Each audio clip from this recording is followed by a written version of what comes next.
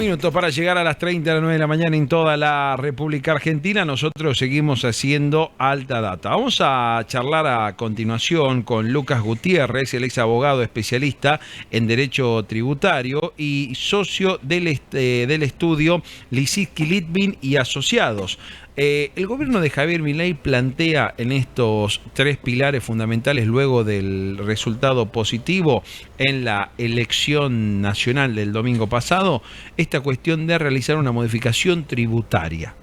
¿Por dónde pasaría? ¿Cuáles serían los principales aspectos? ¿Se conoce o se puede interpretar desde la gestión Milei por dónde puede ir una reforma tributaria? Bueno, de todo esto y mucho más vamos a dialogar a continuación con Lucas Gutiérrez. Lucas, bienvenido a Medios Rioja para Alta Data. Matías e Ivana, te saludamos. ¿Cómo andás? ¿Qué tal? Buenos días a ustedes y a toda la audiencia. Bueno, gracias por el contacto, Buen como día, siempre.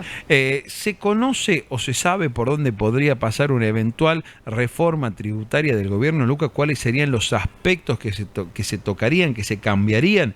Y si esto generaría un impacto en el ciudadano común o está apuntado a las grandes empresas e inversiones. En concreto no se conoce nada, es decir, aún está bajo 7 llaves ese famoso proyecto de reforma tributaria.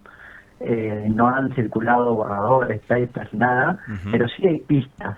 ¿Cuáles son las pistas? Bueno, lo que dice, hay dos pistas. Uno es lo que anuncia el propio gobierno de reducir la presión fiscal. Hay que ver qué pasa con impuestos distorsivos, por ejemplo, como impuestos a los débitos y créditos, si hay alguna novedad tendiente a que se achique su ámbito de aplicación o directamente se lo elimine.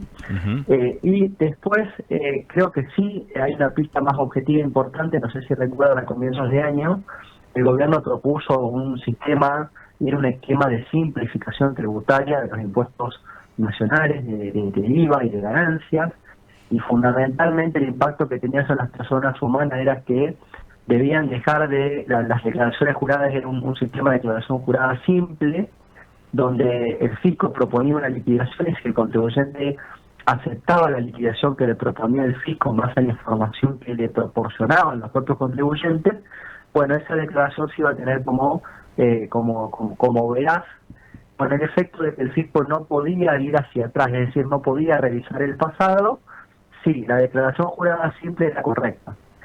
Esto que era como una suerte de blanqueo, porque implicaba un bloqueo fiscal hacia atrás, estaba en un decreto reglamentario, estaba en resoluciones de la FIP, de ARCA actualmente, pero ¿qué sucedía? Eso requería de una ley para que le otorgue a los contribuyentes seguridad jurídica, porque cualquier, sistema de amnistía o de perdón fiscal solamente lo puede establecer el Congreso. Entonces los contribuyentes, para realmente eso tenga aplicación práctica, era necesaria una ley del Congreso. Entonces yo creo que esta reforma tributaria hay que ver qué alcance tiene, si estamos hablando de una gran reforma o de solamente estamos hablando de algunos, parches o cuestiones muy puntuales.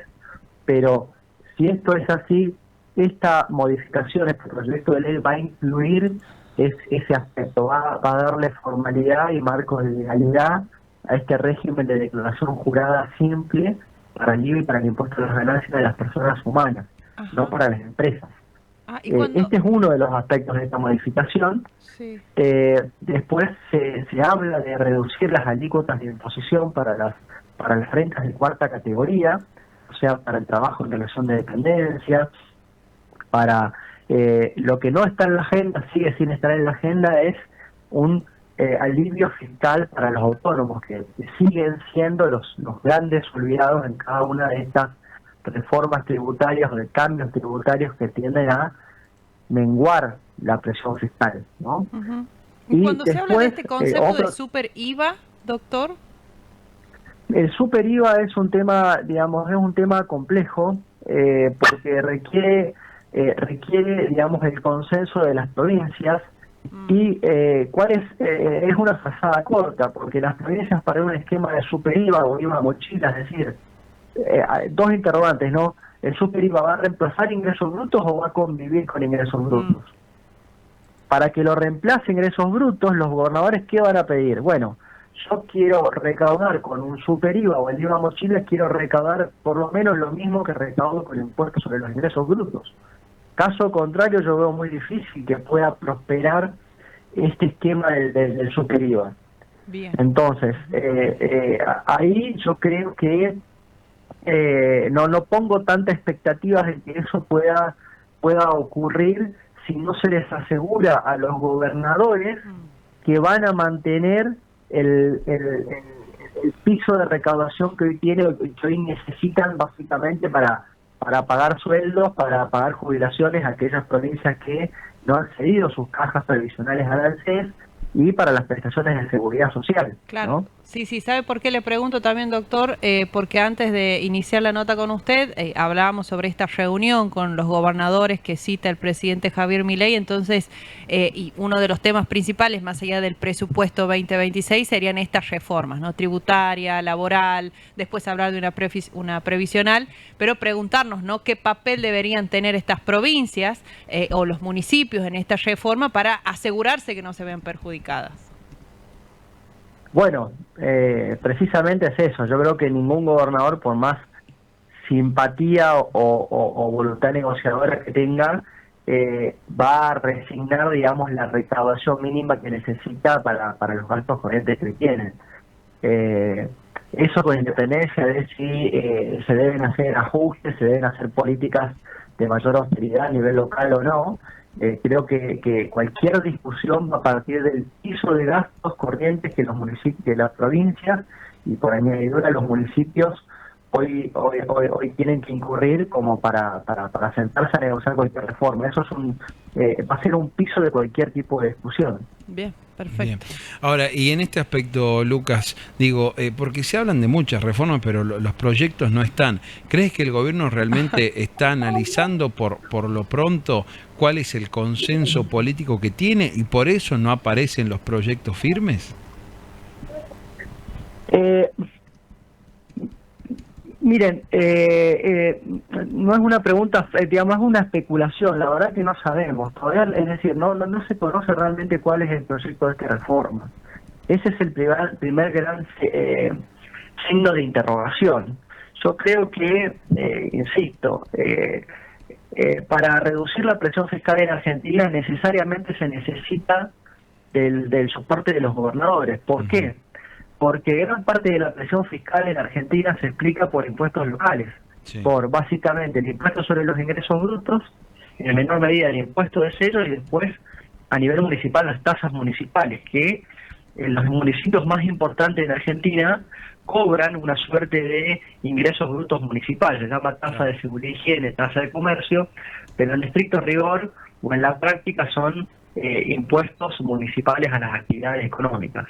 Entonces, para realmente, digamos, ponerle un tope o intentar encontrar una solución al problema de la presión fiscal, requiere de consenso con las provincias y municipios para ordenar este punto.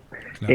Tengamos en cuenta que venimos de intentos fallidos, intentos de resolver el tema de la presión fiscal a nivel provincial.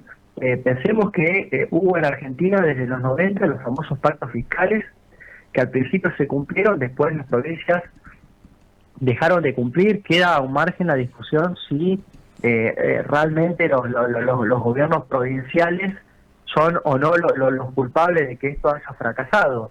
Si escuchamos una campana del lado de los contribuyentes, bueno, no hubo una baja de gasto, no hubo políticas de austeridad, todo muy por el contrario, fueron incrementando cada vez más los gastos.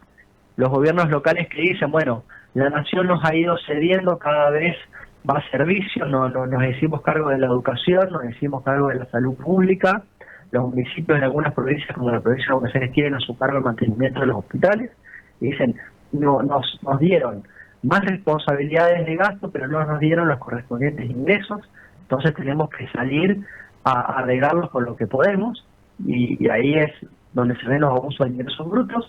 Y estos mismos pactos fiscales fracasaron en el 2017, no sé si recuerdan el consenso fiscal de 2017 del gobierno de Macri, que todas las provincias se comprometieron a llevar adelante una serie de modificaciones tributarias, entre otras. reducir ingresos brutos, acotarlos a unas pocas actividades, reducir el impuesto de sellos, acotarlo a muy específicos contratos, no gravar los contratos de vivienda, no gravar, digamos,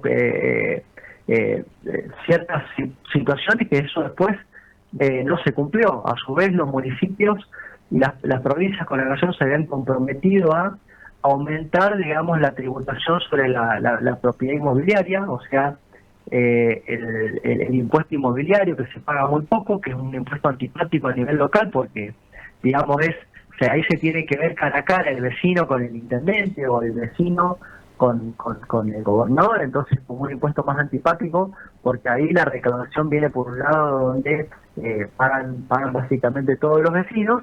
¿Y cuál era el compromiso que se ha asumido? Sí. Se ha asumido el compromiso de unificar, homogeneizar las evaluaciones fiscales en todas las provincias, de modo tal que el impuesto inmobiliario se pague sobre bases fiscales, evaluaciones fiscales que coincidan con las del mercado.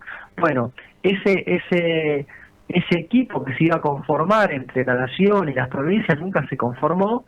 Las evaluaciones fiscales siguen siendo las que eran, digamos, hasta hay mucha diferencia en lo que es una evaluación fiscal en Capital Federal con lo que puede suceder en alguna provincia del interior. No, seguro. Y esto impacta de doble manera en el impuesto inmobiliario que se paga, también en el impuesto sobre los bienes personales, porque el impuesto sobre los bienes personales, que es nacional, toma como base imponible para lo que es, por ejemplo, la propiedad inmobiliaria, las evaluaciones fiscales. Las evaluaciones fiscales en el interior suelen ser muy bajas, no coinciden con las del mercado. Seguro, pero siempre queda esa sensación, Lucas, que de donde tributariamente el Estado se retira, avanza un municipio o avanza la provincia, y esto al final termina generando una distorsión. Digo, de nada sirve que un presidente plantee que va a sacar impuestos nacionales y eso le va a permitir a intendentes y gobernadores avanzar y cubrir a ese lugar. Digo, al final del día no se nota, pero bueno, como bien lo planteas vos, ojalá esta vez haya un acuerdo sincero, se cumpla y, por ejemplo, no tengamos que ver casos como el de Mercado Libre yéndose de sus oficinas en Córdoba capital porque dice que el municipio lo estaba asfixiando con las tasas. Y es totalmente cierto, porque no podemos hablar de una política de ingresos tributarios si no hay una política para los gastos. Entonces, una cosa va atada de la otra. Si la sábana te queda corta, por más que las provincias firmen y se comprometan a cumplir ciertos compromisos, en la práctica después eso fracasa. Tal cual. Y también hay que decirlo que estos pactos fiscales o estos acuerdos fiscales no han previsto instrumentos para que, por ejemplo, los contribuyentes puedan exigir su cumplimiento y hacerlos valer en la justicia. O sea, tampoco se han impuesto sanciones para aquella jurisdicción que lo cumple. Entonces, el costo de no cumplir esos compromisos es gratis. Tal cual. La provincia de Misiones hoy está cometiendo, esto por ahí no está digamos, en el saber de cualquier ciudadano de a pie, pero la provincia de Misiones está haciendo descalabros con ingresos brutos, está haciendo verdaderas confiscaciones a las empresas, a las pymes, con sistemas de retenciones bancarias, con sus esquemas de recaudación. Está haciendo un daño que es gravísimo y realmente es muy difícil para los contribuyentes poder lograr que la justicia le ponga límites, porque también hay veces que la justicia provincial, por ejemplo en Misiones, en lugar de hacer de contrapeso y poner límite, es funcional a que esto se pueda seguir llevando a cabo. En este momento hay un caso muy importante que está en la Corte, donde la Corte debe decidir si va a jugar el tema que fue iniciado por Establecimientos Las Marías. Para que se den una dimensión, Las Marías pagan Misiones de ingresos brutos, 23 millones tiene que pagar, pero el fisco, por los regímenes de retención, de percepción, retenciones bancarias, le cobra 700 millones por mes. Claro, una empresa, si nadie le pone límite, se va a la quiebra en esas condiciones. Tal cual. Lucas, te quiero agradecer estos minutos, como siempre, muy amable. Un placer. Dale, hasta luego, gracias. Bueno, ahí estaba Lucas Gutiérrez, abogado especialista en Derecho Tributario y socio del estudio Lisicki, Litvin y Asociados. Queda esta sensación, Ivana, siempre al final del día, ¿no? Como que vamos gobernando sobre la marcha, sí, tenemos grandes reformas, hay grandes propuestas para hacer, pero no tenemos los proyectos. Reforma laboral, estamos elaborando el proyecto. Reforma fiscal, ahí vamos. Reforma penal sería la única que está como un poco más clara. Sí, con una sola ley. Sí, con una sola ley, pero digo, en lo otro, que creo que hace y mucho a la vida de los argentinos, ni hablar reforma previsional, ¿no? No, que, es bueno. que es como el próximo paso después de que estas tres avancen. Todo lo que viene de Sí. parte del gobierno nacional desde que asume su gestión tiene muy poca explicación o nula. ¿Vos te acordás de este famoso pacto de mayo, donde Sí. era solo una hoja para que lo firme? Y vos decís, ¿y el resto? ¿Y el Claro. contenido? Lo que había pasado en su momento con la ley Bases, este famoso ómnibus. Había algunas que eran muy escuetas, había otras que eran más amplias, pero la realidad es que nada concreto al fin y al cabo. Se quería que se vote, que se apruebe, que se firme a favor, pero después es como firmar un cheque en blanco, porque no sabes lo que pasó. Y ahora entendemos por qué Javier Milei está más cabizbajo o más buenito, más conciliador, porque como dice el abogado, sin la aceptación o el compromiso de los gobernadores de todas las provincias, no hay reforma tributaria que se pueda llevar adelante. No, y lamentablemente Argentina en materia de cuestiones tributarias vive sobre la doble aplicación de tributos, ¿no? Y esto lo hemos charlado hasta el cansancio, pero digo, te pasa habitualmente que por una misma actividad terminas tributando dos veces. Terminas tributando en el ámbito municipal y terminas tributando en el ámbito provincial, y además tenés que tributar en el ámbito nacional. Yo creo que sirve el tributo, el impuesto a la tasa, en la medida que eso vuelve en servicios que complementen y que mejoren realmente la vida de los ciudadanos.